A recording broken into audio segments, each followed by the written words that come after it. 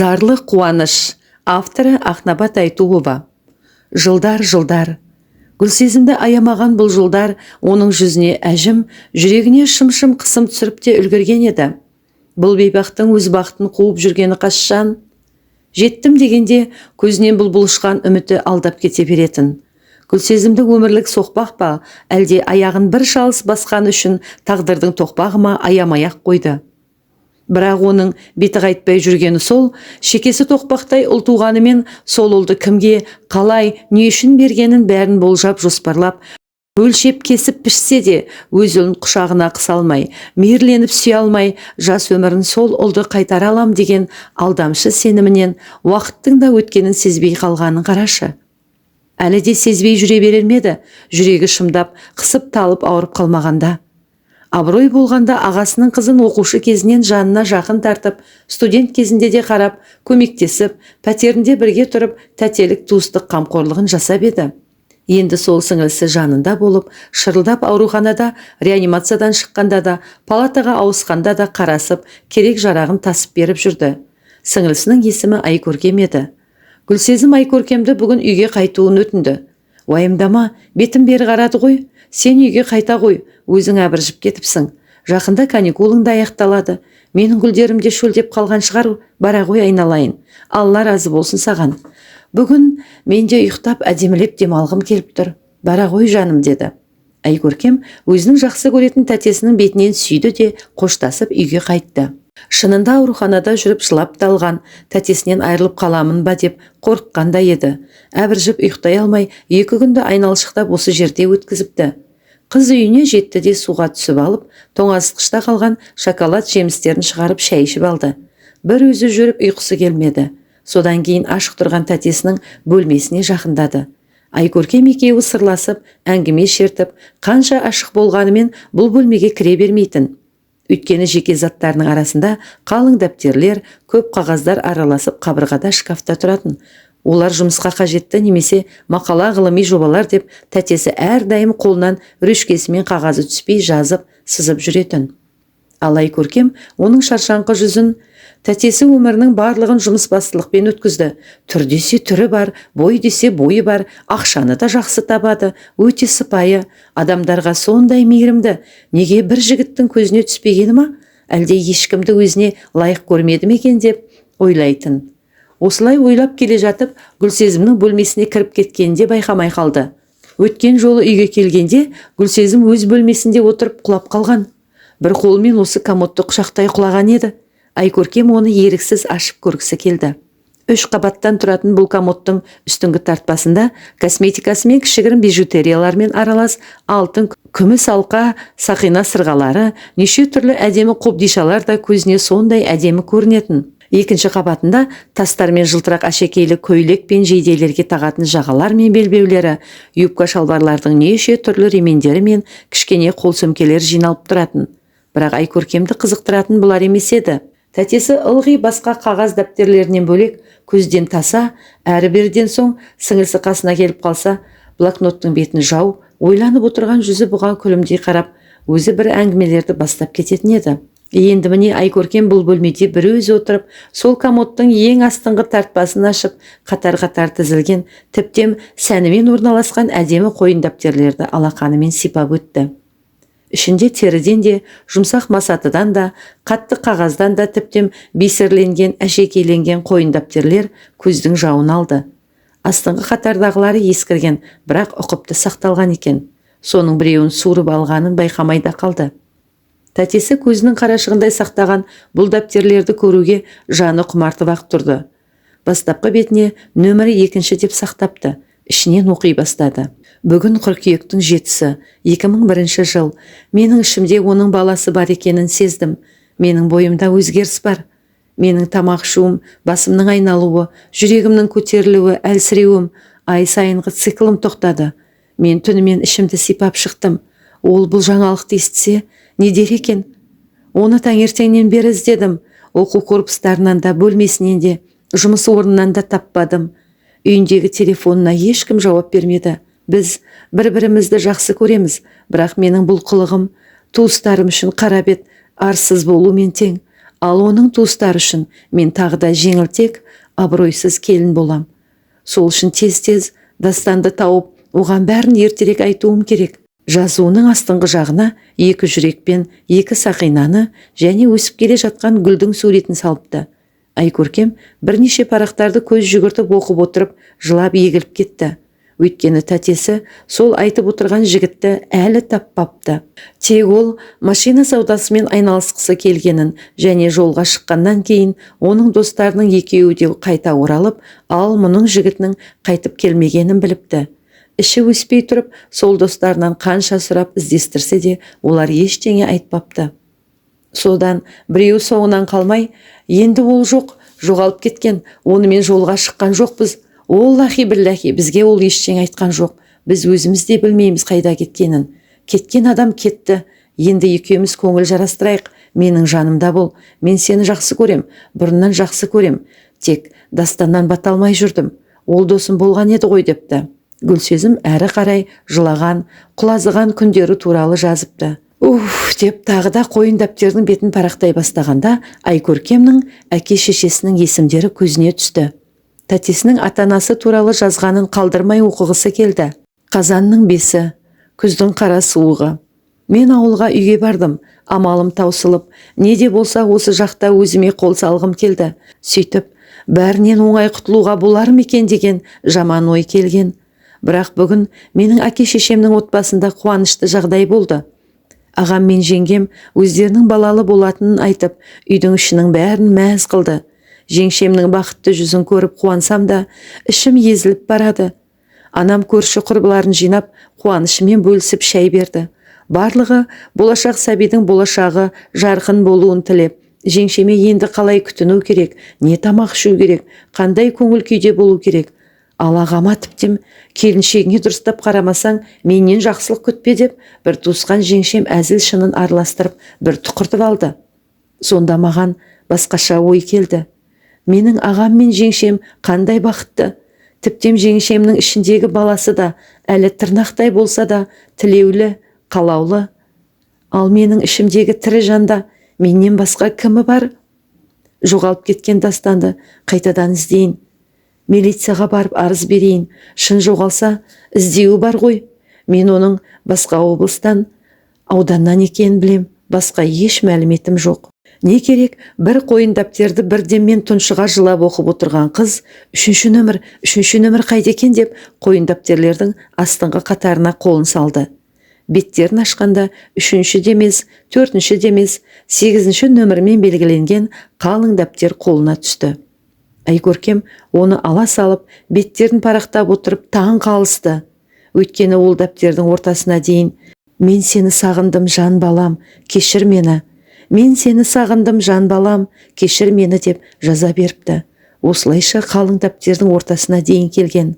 Қатар-қатар қаншама беттің бәрін бір сөйлеммен толтырғанда, Айкөркем тәтесінің жан дүниесі қалай зар еңірегенін сезіп отырды.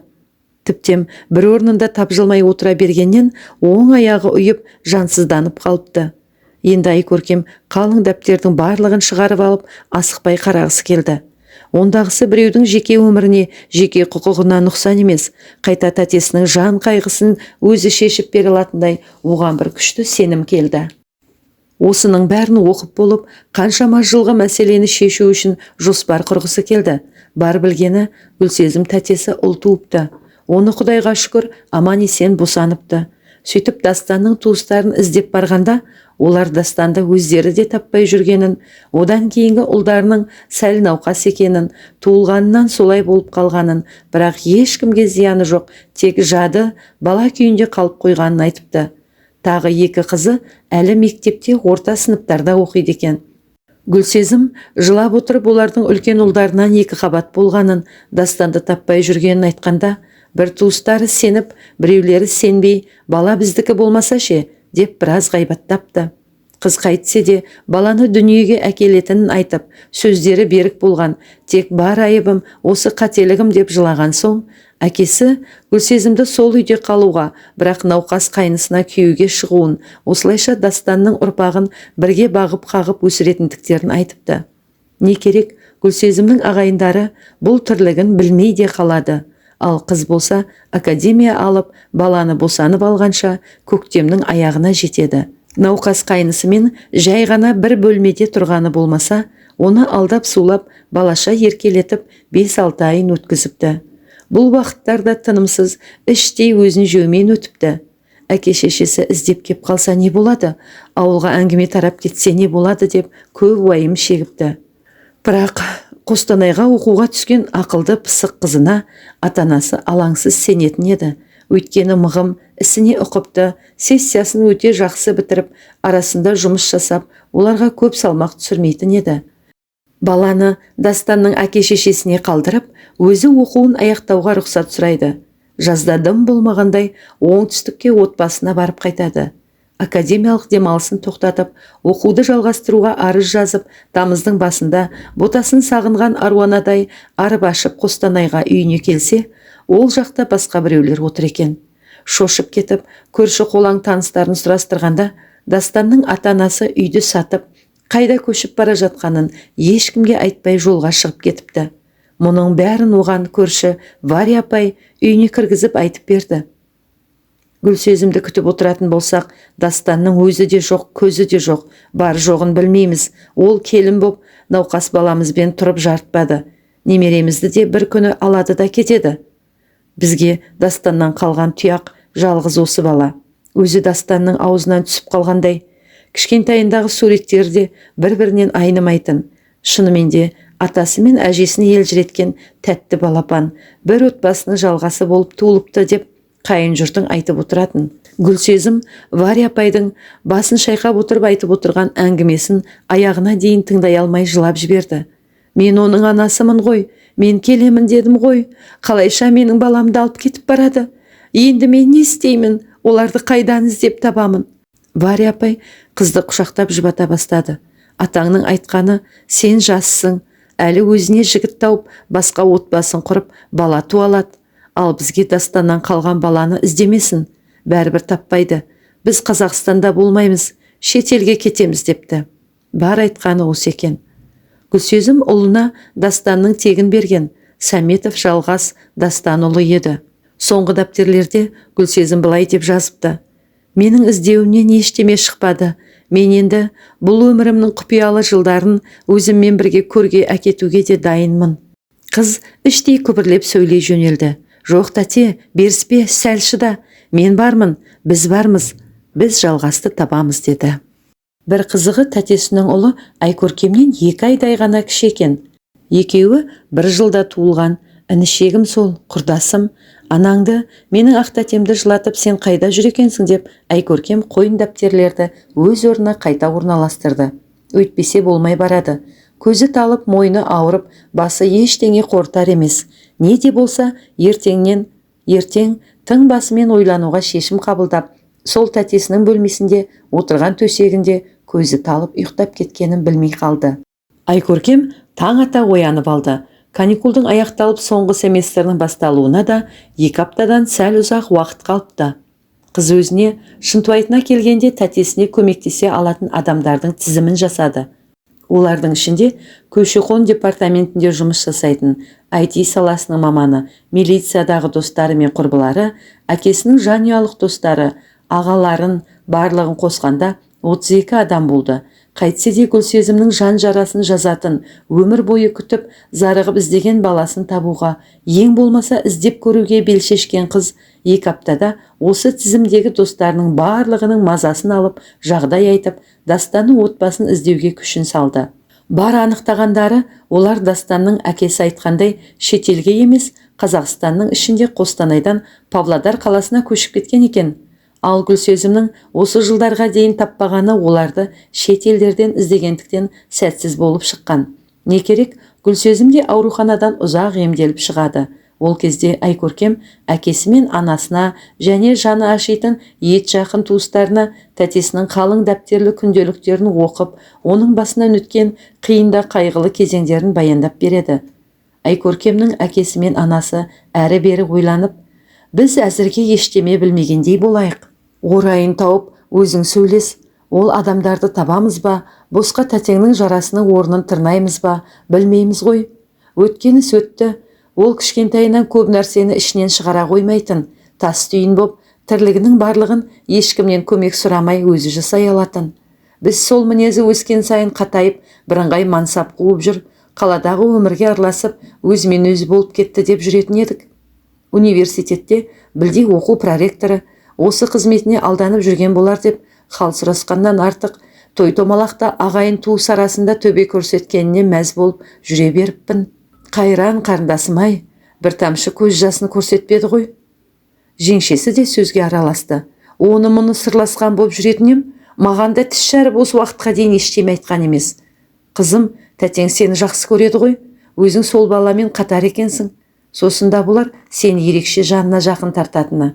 Не де болса, өзің Әліптің артын бағып, әңгімені жаймандеп бастап, сыр тартып көрерсің.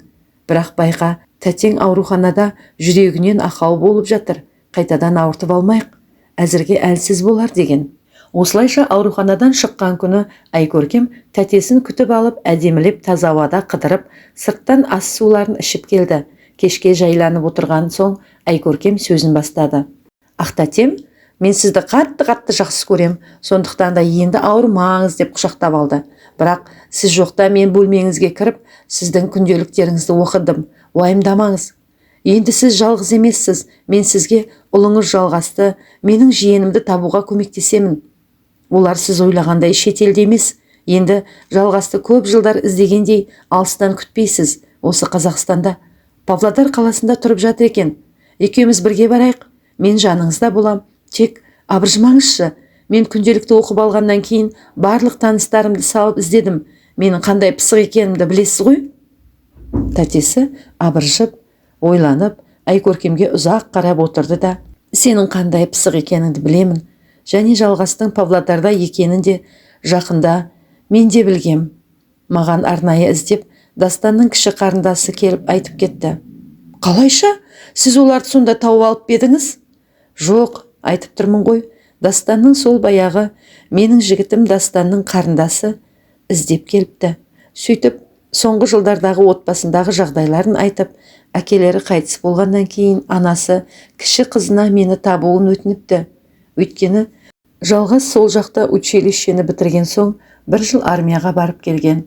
Ал баяғы науқас қайнысына келіншек әперген екен, ол отбасына абырой әпермеген, маскүнемдікке салынып, үйінің берекесін алған. Қартайған әке-шеше жалғасқа үміт артайын десе, ол бала Алматыға барып жұмыс істегісі келетінін, атасы мен әжесі ерсе бірге әкететінін айтып, осы ойыннан қайтпай қойыпты. Алматыға келіп 5-6 айлап жұмыста жасап кетеді екен. Әзірге пәтер жалдап жүреді. Сөйтіп жүргенде Дастанның әкесі қайтыс болады.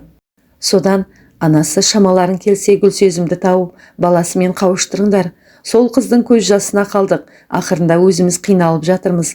Менің де күнім жақын деп аманат сөзін айтыпты. Дастанның қарындасы мені Алматыдан іздеп тауып, өткен жолы ауырып қалатын күні келіп кеткен деп тағы да үнсіз отырып қалды. Білесің бе, Айкөркем, мен осы уақытқа дейін баламның алдында қандай кінәлі болғанымды. Мен арагідік іздедім. Көп уақытымды оқуға, жұмыс істеп, ақша табуға, үй алуға, тағы да ақша тауып жинауға күш салыппын. Ал баламды таппай, жолым болмай қалғанда, дәптерлерімді құшақтап, жылап, жазуымды жазып, әрі қарай қайтадан жұмыстарыммен жүре беріппін. Бір сәт тоқтасамшы, ойлансамшы дұрыстап. Бірақ білесің ба, сол кезде не келетінін ойыма. Баламды тауып алсам, мен оның алдында әлсіз болмау керекпін. Менде ол тұратын үй болу керек, оны бағып қағатын жағдайым болу керек. Менің жұрттың алдында беделім болу керек деп ұмтылып жығылыппын. Бәрін тастап, жердің әрбір бұрышынан бір жапырақтап, асықпай қарасам, сол баламды баяғыда тауып алуыма болатын еді.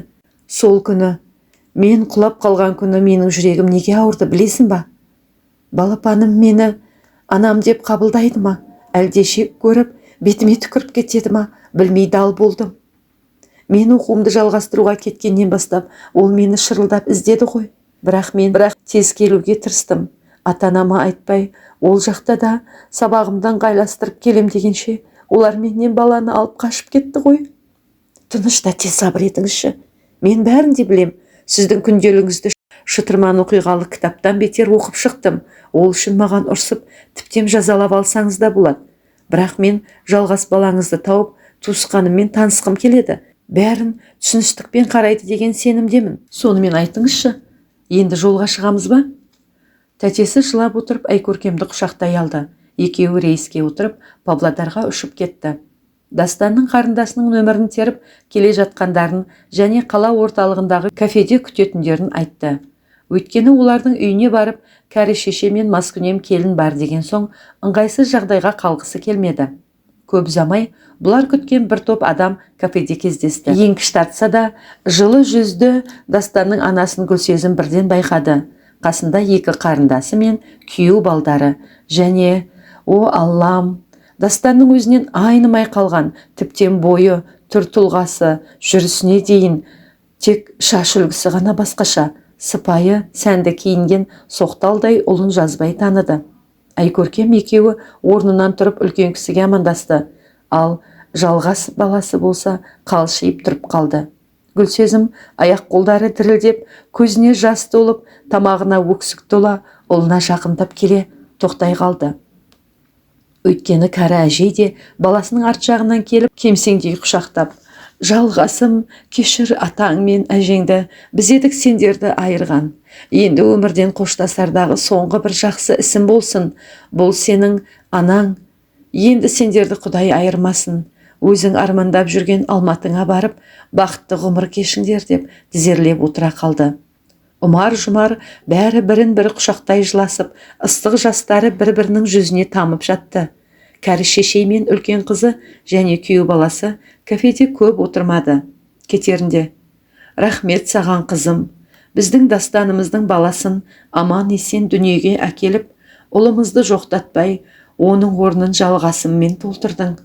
Бізге келіп батырлығыңды, мықтылығыңды көрсеттің. Ал біз болсақ, оны сеннен қызғандық. Бізді кешір, көз жасыңа қалдық, өміріңді өксіттік. Жалғасты қолымыздан келгенше бағып қақтық. Бірақ білемін, дәл өзіңдей бола алмадық. Жалғасыммен қалған өміріңнің мәнін келтіріп, бірге қуанышты күндерің көп болсын деп тілеймін. Көзім тірісінде сендерге берерім осы ақ тілегім ғана. Менің санаулы уақытым ғана қалды ғой. Енді біз жүрейік деп, көзінің жасын сүртіп шығып кеткен еді. Кіші қарындасы да бұлар келем дегенше босқа уақыт өткізбей, жалғасқа бұлардың өмір тарихының шет жағасын айтса керек. Ол да дұрыс болған шығар, әйтпесе бала аспаннан түскендей абдырап қалар еді. Олар сол түні қала орталығында тұратын осы кіші қыздың үйіне қонды. Күйеуі екеуі тым жақсы тұрады екен, кішігірім кәсіптері бар, екі балалы, үйлері тақадай. Түнделетіп біраз әңгіме шертіп, әрқайсысы салынған төсекте ұйықтап алды да таңертең жолға шықты. Алматыда оларды жаңа өмір күтіп тұрды. Жолда келе жатқанда жалғас Гүлсезімнің жанына жақын отырды. Гүлсезім оның шашынан иіскеп бетінен сүйгенде, жалғас кішкентай балаша иығын қойып ұзақ құшақтап отырып жылады. Гүлсезім баласының перзенттік сезіміне таң қалысты. Мені іштей ұзақ күткен-ау деп түсінді. Бірақ ол сөзсіз солай бола тұрса да, Айкөркем сіңілсі 5 бума қалың қойын дәптерді жолға ала шығып, кешегі Дастанның қарындасы күткен үйде жалғастың қолына беріп кеткен екен. Айкөркемнің бір ойында, бәлкім жалғас анасына ермей қалғандай жағдай болса, ең болмаса анасының қалай зарығып іздегенін білсе, түсінсе екен деген оймен осы дәптерлерді алып шыққан еді. Жалғас түнімен көз ілместен сол қойын дәптерлерді оқып шықты. Енді міне шаршағаны білініп-ақ тұр. Анасының жанында жас балаша пысылдап ұйықтап қалды. Бір мезетте пойыз теңселіп, қатты дүрсілдей бастағанда, жалғас сәл көзін ашты да, жанында отырған анасының алақанынан қатты қысып ұстай алды. Осы мейірім, осы махаббат уысынан ұшып кететіндей, анасының қолын іші бауырына қысып, қайтадан жүзі шырайланып жата қалды. Баласы қанша жасқа келсе де, қаншама жылдар өтсе де, анасы барда қандай алаңсыз, аспаны ашық, тынысы кең еді шіркін. Я, адамдар, бір-бірімізге қайырымды, мейірімді болайық. Жан ашырларымызға алыста жүрсе де, көз көрмес, құлақ естімес жерде қалып кетсе де, үмітімізді үзбей жақсы тілек тілейік. Және аман бола тұра, жанымызға жақындарымыздан қапыда қол үзіп қалдырмасын Аллам деп дұға етейік.